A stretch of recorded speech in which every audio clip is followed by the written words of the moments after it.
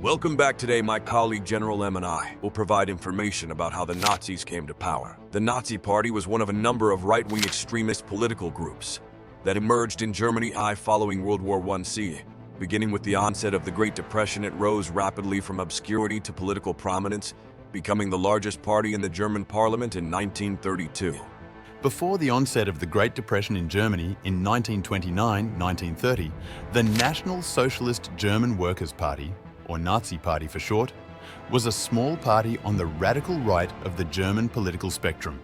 In the Reichstag parliament elections of May 2, 1928, the Nazis received only 2.6% of the national vote, a proportionate decline from 1924, when the Nazis received 3% of the vote. As a result of the election, a grand coalition of Germany's Social Democratic Catholic Centre, German Democratic and German People's Parties governed Weimar Germany into the first 6 months of the economic downturn. During 1930-1933, the mood in Germany was grim. The worldwide economic depression had hit the country hard, and millions of people were out of work.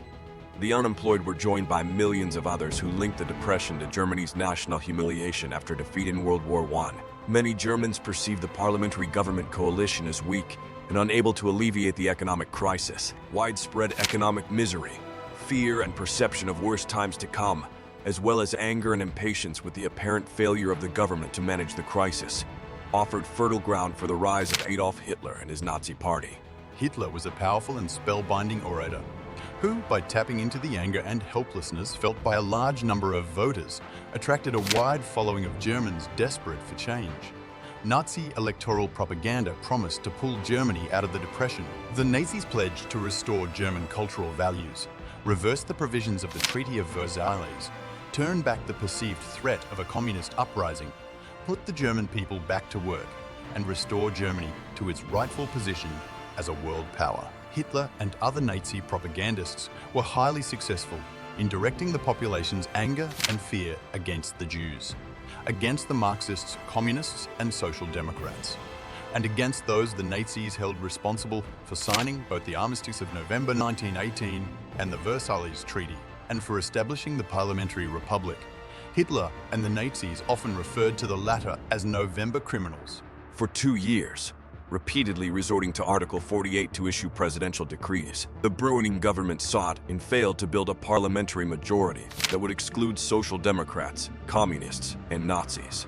In 1932, Hindenburg dismissed Brüning and appointed Franz von Papen, a former diplomat and Center Party politician, as chancellor. Papen dissolved the Reichstag again, but the July 1932 elections brought the Nazi Party 37.3% of the popular vote, making it the largest political party in Germany.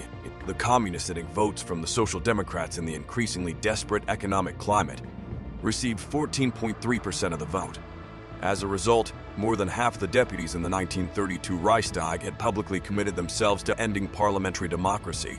On January 30, 1933, President Hindenburg appointed Adolf Hitler Chancellor of Germany. Hitler was not appointed Chancellor as the result of an electoral victory with a popular mandate, but instead as the result of a constitutionally questionable deal among a small group of conservative German politicians who had given up on parliamentary rule. They hoped to use Hitler's popularity with the masses to buttress a return to conservative authoritarian rule, perhaps even a monarchy. Within 2 years, however, Hitler and the Nazis outmaneuvered Germany's conservative politicians to consolidate a radical Nazi dictatorship, completely subordinate to Hitler's personal will.